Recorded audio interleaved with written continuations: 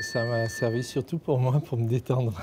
Ça permet de se déconnecter, de prendre de la distance, d'être vraiment dans ce qu'on fait. Ça nous apporte des bénéfices considérables dans la gestion du stress, mais aussi dans l'amélioration de la communication avec les patients, dans l'exercice de l'empathie, par exemple.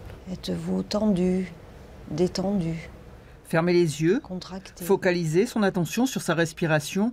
La méditation de pleine conscience est entrée à l'hôpital. En colère, Cet exercice régulier permet aux soignants de s'occuper de soi pour mieux s'occuper des autres. d'autres sensations. Déjà plus d'une soixantaine d'entre eux la pratiquent au CHU. Vers le cœur.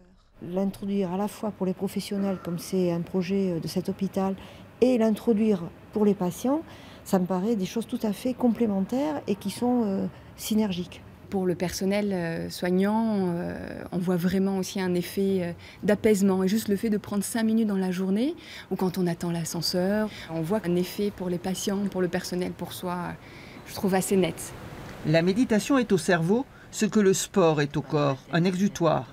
Très exposé au stress, à la souffrance, à la mort, de plus en plus de soignants se tournent vers cet art millénaire. Dans ce service de neurologie, les futurs médecins apprennent à tenir à distance leurs émotions. Et je reviens à mon souffle. C'est des choses qu'on peut apporter aux étudiants en médecine, aux internes, quand ils commencent à être confrontés en particulier à ces situations difficiles, aux patients, à leur famille, à ces choses qu'on ramène chez soi et qui sont stressantes et difficiles. C'est pas comme un médicament en quelque sorte. Ça fait partie d'un entraînement et d'un changement. Un protocole de recherche est lancé. Son but, étudier les modifications cérébrales consécutives à la pratique de la méditation.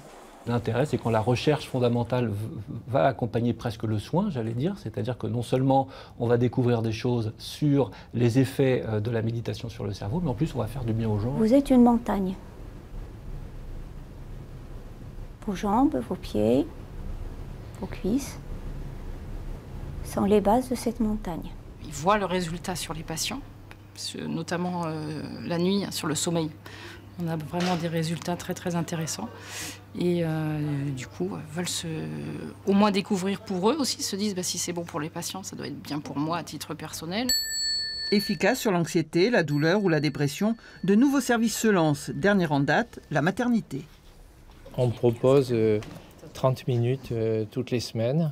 On a pas mal de succès puisqu'on a déjà à peu près une trentaine de personnes qui se sont présentées et avec des bons retours.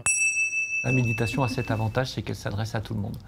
Elle s'adresse à tout le monde, elle marche sur les enfants, elle marche sur les adultes, quel que soit leur âge, et elle marche aussi sur les personnes âgées. Donc c'est vraiment quelque chose que tout le monde peut pratiquer.